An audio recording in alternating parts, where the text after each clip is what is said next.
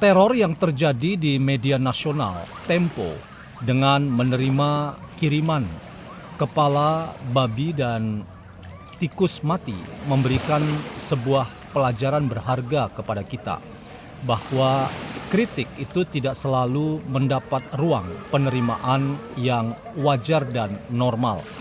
Sebaliknya, ada saja orang yang menaruh curiga dengan kritik-kritik yang selama ini dibangun narasinya oleh media Tempo lewat platform bocor halus yang seringkali melakukan serangan-serangan terhadap pemerintah yang dulu dilakukan terhadap rezim pemerintahan Jokowi dan sekarang diarahkan pada rezim pemerintahan Prabowo Subianto.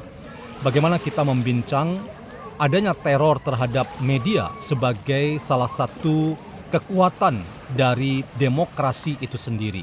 Selamat datang dalam channel Meragukan Filsafat, sebuah channel yang secara sadar dibangun untuk turut mengedukasi ruang publik virtual Indonesia dengan menawarkan alternatif berpikir dari lensa pemikiran filsafat untuk membaca fenomena sosial, politik, kebudayaan dalam konteks Indonesia kontemporer. Tanpa berpretensi untuk menggiring opini kita, mempercayai pandangan-pandangan dalam channel ini.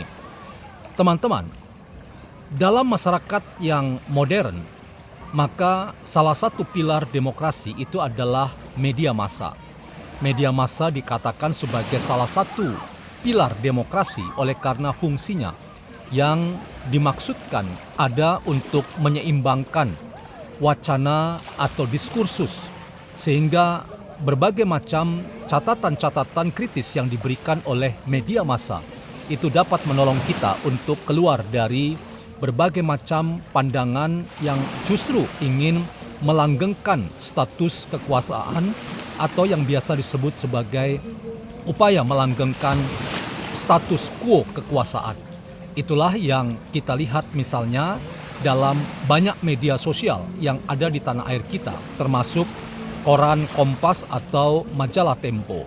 Namun teman-teman, ketika kita bicara tentang sarana berdemokrasi dan kekuatan itu adalah media sosial, maka saya ingin katakan tidak semua orang juga memiliki pandangan yang sama.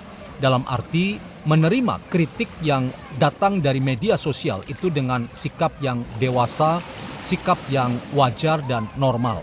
Banyak orang merasa bahwa kritik itu adalah sesuatu yang bisa saja mengganggu, termasuk mengganggu rezim pemerintahan yang sedang menjalankan amanah atau tugasnya dalam menyelenggarakan fungsi untuk keadilan dan kesejahteraan.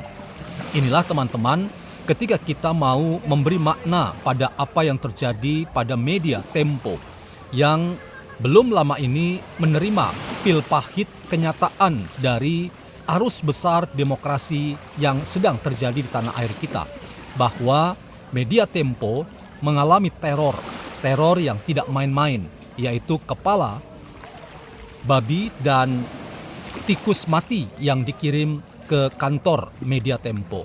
Ini harus kita tempatkan secara kritis. Saya sendiri sebagai orang yang melihat fenomena ini, tentu saja kita bisa memberikan catatan kritis bahwa apa yang terjadi sebagai teror terhadap media ini sesuatu yang tidak bisa kita terima begitu saja.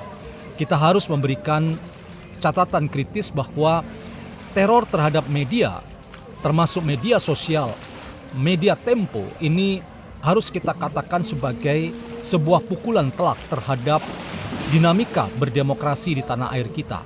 Namun teman-teman, kritik ini juga harus kita tempatkan sebagai sesuatu yang mengingatkan media sosial termasuk Tempo yang menggunakan fungsi kritisnya, tetapi harus dan harap dicatat, kritis itu berbeda dengan sikap nyinyir yang terus-menerus misalnya membangun wacana atau diskursus yang datang dari disinformasi, dari fitnah dan ujaran kebencian.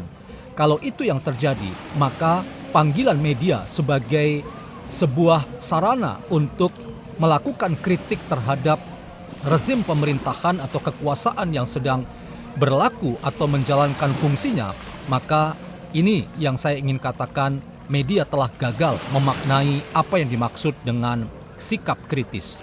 Mengapa? Karena kritis akhirnya terjebak pada fitnah dan ujaran kebencian. Sementara sikap kritis itu seharusnya, ini yang saya sering katakan berulang-ulang, harus mengembangkan sikap atau perspektif yang berimbang. Apa yang berimbang? Berimbang itu berarti kita mengedepankan dua sayap memahami, yaitu melakukan kritik tetapi juga memberikan apresiasi pada dinamika yang sedang terjadi. Saya lihat misalnya mengapa teror ini terjadi pada media Tempo. Mungkin Tempo juga perlu memberikan evaluasi terhadap kinerja yang dimainkan oleh para jurnalisnya, bahwa jurnalisme kritis yang dikerjakan oleh Bocor Alus misalnya, jangan-jangan terjebak dalam konspirasi, fitnah dan ujaran kebencian yang tidak mengedukasi, malah membangkitkan perspektif lain bahwa ada yang tidak senang dengan catatan-catatan kritis yang datang dari media Tempo, termasuk anak yang dilahirkan oleh media Tempo, yaitu Bocor Alus, yang semakin lama kita lihat apa yang mereka konstruksi itu adalah konstruksi yang datang dari disinformasi, nyinyir dan ujaran kebencian atau fitnah dan ujaran kebencian. Karena itu wajar kalau ada respon balik yang ingin melakukan kritik balik, dan kritik ini sekalipun kita tidak memberikan penerimaan pada cara dengan meneror media Tempo, tetapi ini harus ditempatkan dalam koridor bahwa setiap kritik yang tidak bertanggung jawab itu juga berhak mendapatkan lawan atau catatan kritis yang datang dari siapapun untuk mengingatkan bahwa kritik tidak boleh liar, kritik tidak boleh keluar dari koridor semangat demokrasi yang mengedukasi, tetapi kritik harusnya memang membuat kita bisa belajar dan mengedukasi dalam semangat untuk memperbaiki tatanan yang tidak seharusnya terjadi, tetapi itu yang terjadi. Karena itu teman-teman, mari kita terus mencermati fenomena ini.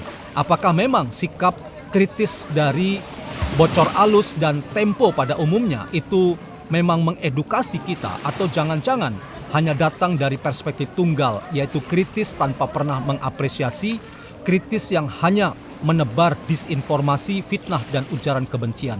Kalau itu yang terjadi, maka saya ingin menempatkan kritik yang datang terhadap media Tempo termasuk teror yang terjadi ini harus ditempatkan sebagai sarana untuk sebagai pengingat agar apa yang dikritik tidak kebablasan dan kehilangan semangat untuk melakukan kritik yang mengedukasi dan bertanggung jawab.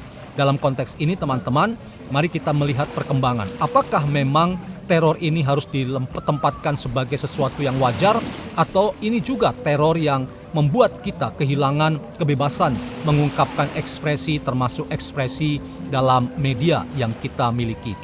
Teman-teman, catatan terakhir saya bahwa teror yang terjadi pada media sosial seperti Tempo ini juga mengingatkan kita semua agar kritis itu boleh, kritis itu wajar, kritis itu normal, tapi jangan pernah mengkritik untuk fitnah dan ujaran kebencian.